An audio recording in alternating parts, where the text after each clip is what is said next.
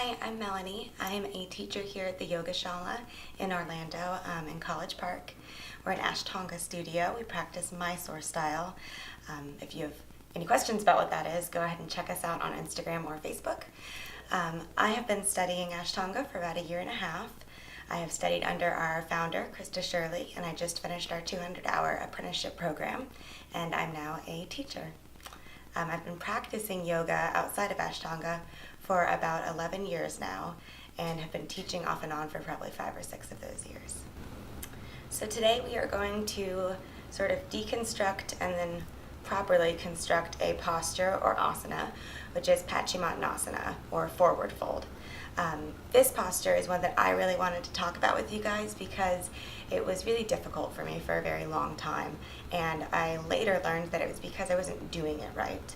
I had been a cheerleader for about 9 years, and until yoga I was not flexible. I was one of those girls on the team that was like struggling to reach my toes every single day in practice and like looking at the other girls like, how are we all doing the same stretches every day and I can't do what you can do? And then I found yoga, and even then I was still challenged by this posture until I really started to figure out the proper engagement. We talked about it a lot in the apprenticeship that I took with Krista, and so I'm going to kind of pass that information on to you guys.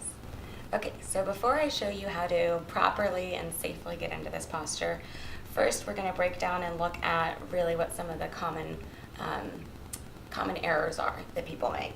So first is that people do not engage their legs properly. So you'll see a lot of just kind of limp legs laying on the ground, and then through the entire posture, this is kind of all that you have. You just have someone that's like holding their legs that are just kind of there to be stretched.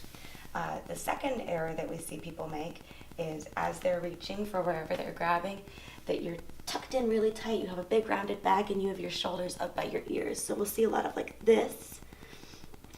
And then the third error that we see is this misconception of the goal of the posture being to get your head to touch your legs, which will eventually happen, but is not where you should start with, not what you should be working towards in the beginning. So now that we know those 3 errors, we will move into how to properly do the posture. So you want to start with a firm foundation like every posture. So you want to go ahead and move your glutes back so that you can really feel your sit bones on the earth. Nice and tall, straight posture, long neck, straight chin, shoulders down and back. We're going to engage our legs, and to do so, we're just going to press our heels out. This isn't pressing the toes out. This isn't pulling the toes back. It's a flat foot pressing through the heel. I always think of if you were like learning martial arts and you were going to kick, you kick with your heel. That's the engagement that we're looking for as we're sitting here. And this turns on all of our leg muscles, turns on our quads, turns on our calves, turns on our glutes, and protects our hamstrings as we're stretching. Second thing you do after you have your nice firm base set is maintain this posture. Extend your arms wherever you're comfortable, wherever you're reaching, whether it's all the way to the toes or even wrapped all the way around the feet. Wherever you're at, keep those shoulders down and back. And we're going to just focus on touching first the lower part of our stomach, eventually our diaphragm, eventually our chest, and then eventually your chin. This motion is really important. It's stretching pretty much from the entire back of your thighs up past your low back. As long as you keep this proper engagement, all you should have to feel is this pulling straight motion. The metaphor I think about when I'm doing it that always helps me is like you're squeezing out a tube of toothpaste from the back, like when you start to run out.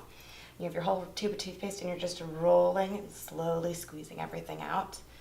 So that's kind of what I think of here. Pulling and squeezing the toothpaste all the way out. Thank you for watching as I deconstruct and reconstruct Step-Pascimattanasana with you. I want to thank you for spending time with me today, and if you have any questions about the posture or your practice in general, you can reach out to me through social media. We're on Instagram. The Yoga Shala is our handle. We'll have a little video posted with some of this newsletter, so you can feel free to comment there if you have any questions for me. You can direct message us through there, or you can just shoot us an email and I will get back to you and answer and be as much help as I can. And thank you guys again.